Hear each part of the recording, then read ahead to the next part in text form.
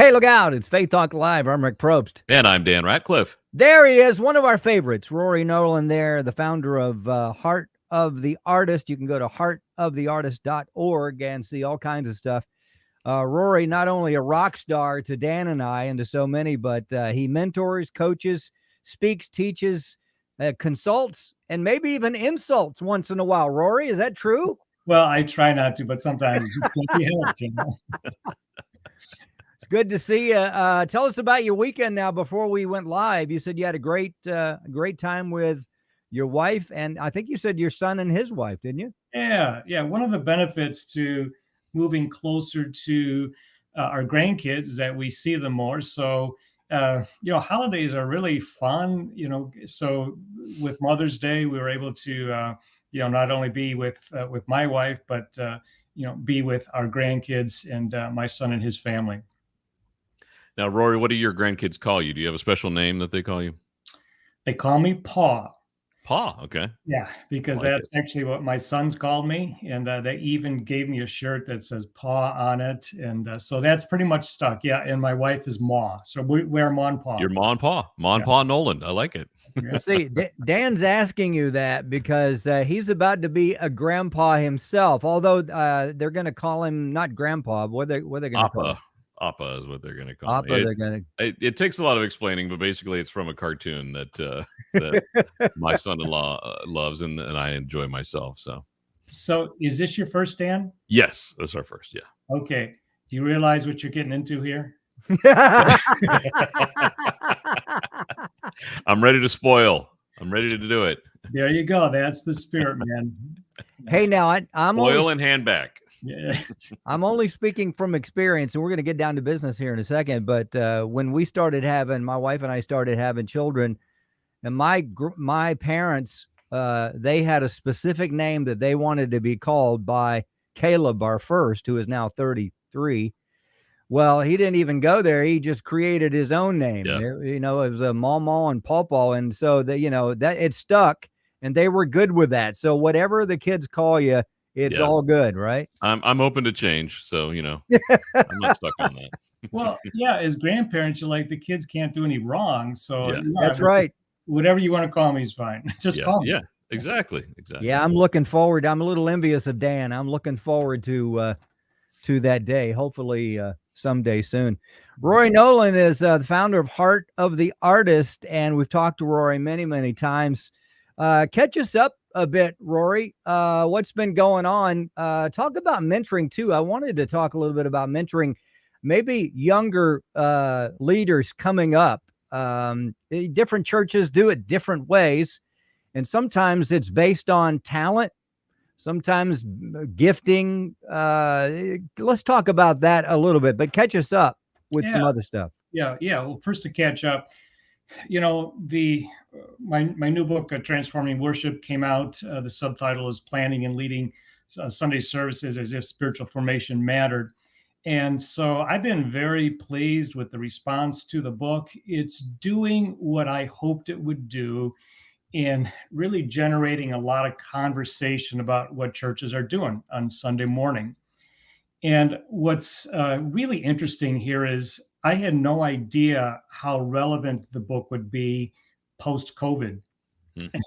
I started writing it pre-COVID and signed the book deal. And then when COVID hit, I thought, oh, great, I have a book coming out during COVID, But actually, as the church is coming out of COVID, interesting conversations, interesting questions that I'm getting with pastors and leaders.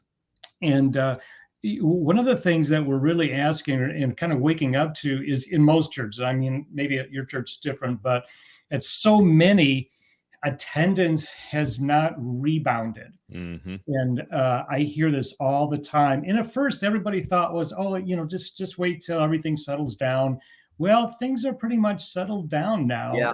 And in some cases, it's even alarming. Churches are starting to really panic. Yeah. The positive out of all of this is that they are starting to wonder, maybe we need to look at the service because people are not coming back. Did we give them a reason not to come back? I mean, did we teach them not to value the corporate gathering as much as they should have? And so how can we interject more meaning into the service? And so that's pretty much what my book is about, a more meaningful service, especially for the congregation. Talking to Rory Noland, The Heart of the Artist. Now that book's been out for a little while now, hasn't it? Almost a year. It came out last July.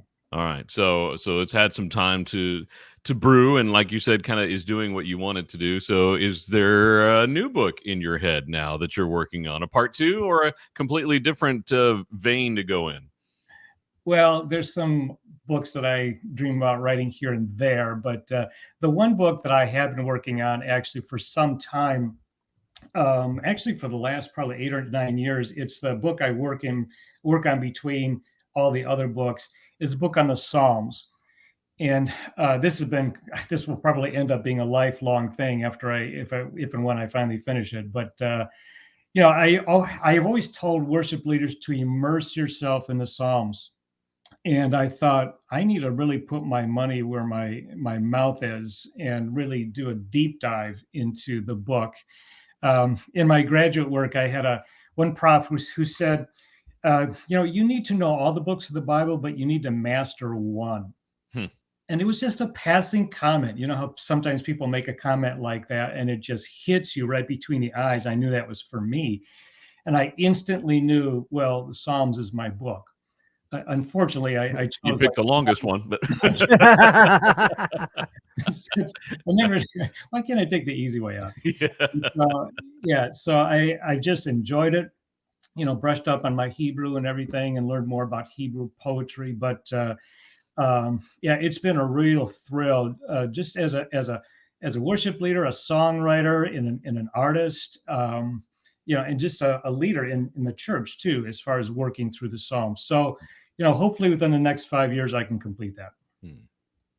Rory Noland with us. We're talking about, all things Heart of the Artist. You can go to heartoftheartist.org. I kind of want to revisit what you talked about just for a minute with the whole, and Dan and I have the privilege of talking to pastors around the world, but in the U.S., quite a few in the U.S., small, medium, mega church pastors, and they all have said the same thing that you just said.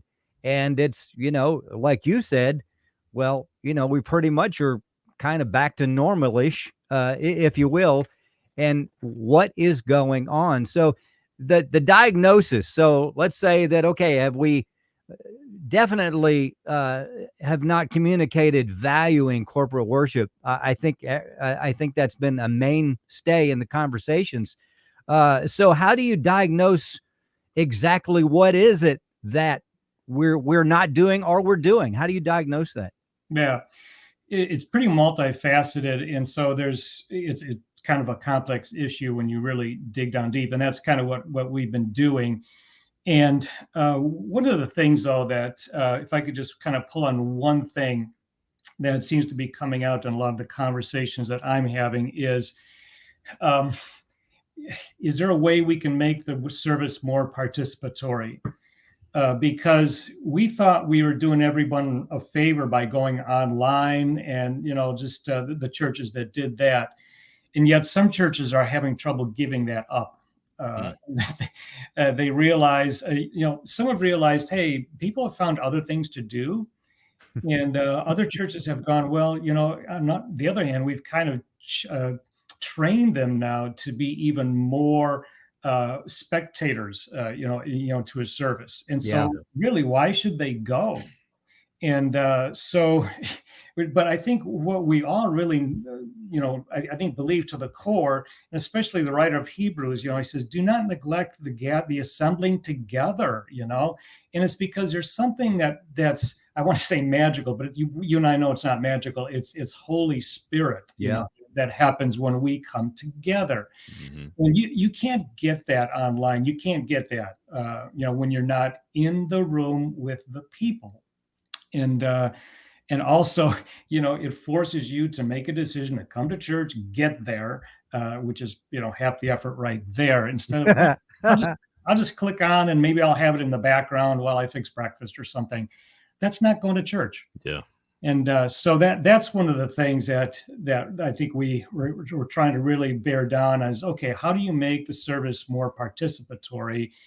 And that's actually one of the angles of my book as well. Now, with that, and your mentoring and coaching, when you're coaching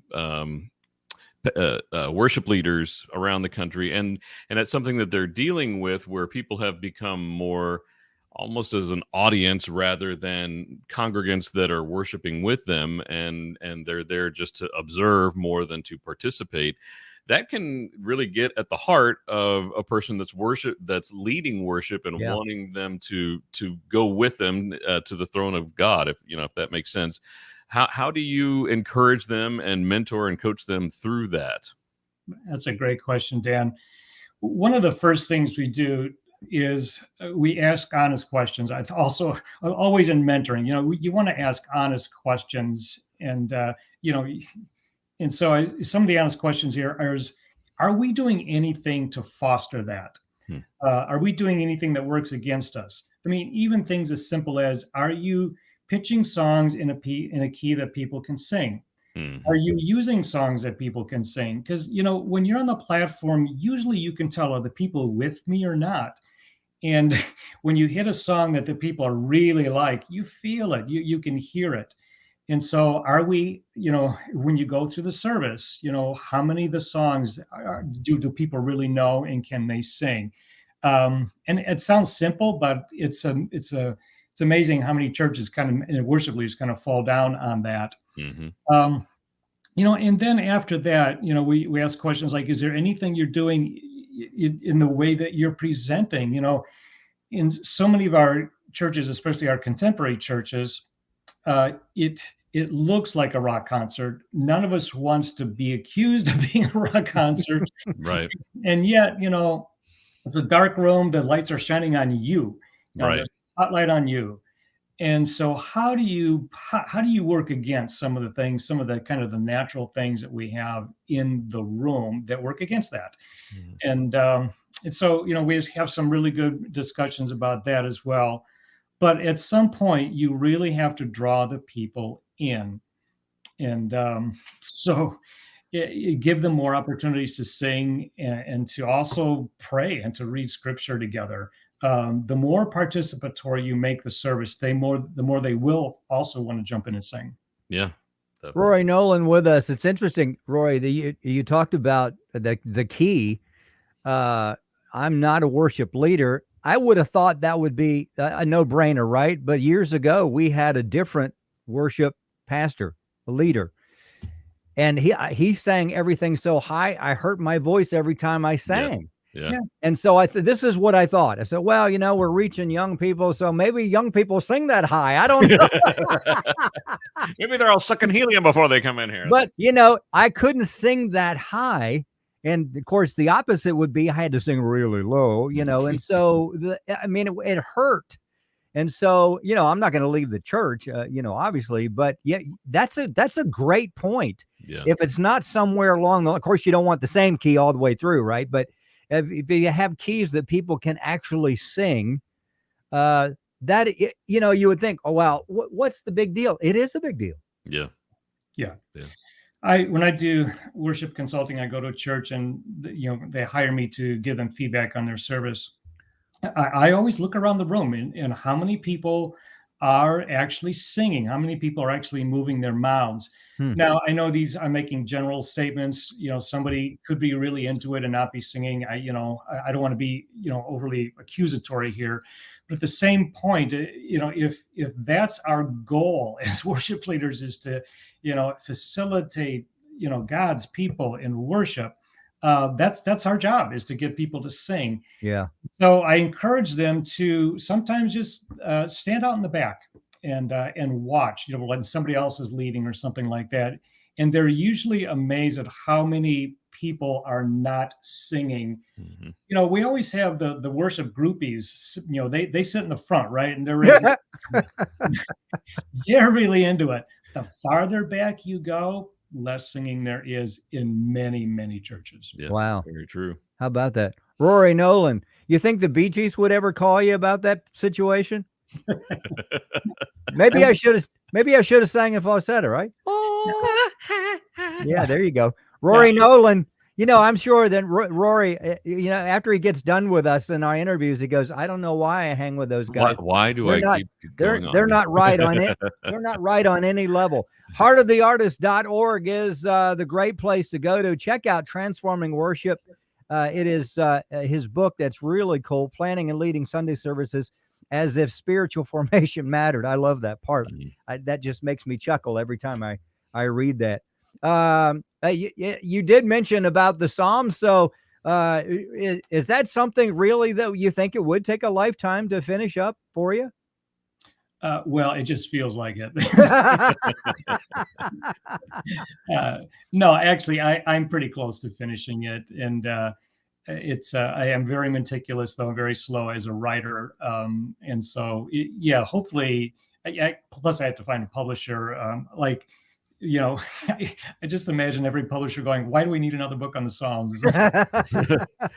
Well, mine's different, I promise. Yeah.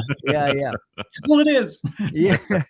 Rory Noland, check out his stuff. He does mentoring, coaching, speaking, teaching, spiritual direction, consulting, and so much more. Again, you can go to heartoftheartist.org. We got to take a break, Rory. Always a great time with you. Bless you. Hope everybody's well and look forward to talking to you again. We'll be right back. I'm Rick Probst. And I'm Dan Ratcliffe. This is Faith Talk Live.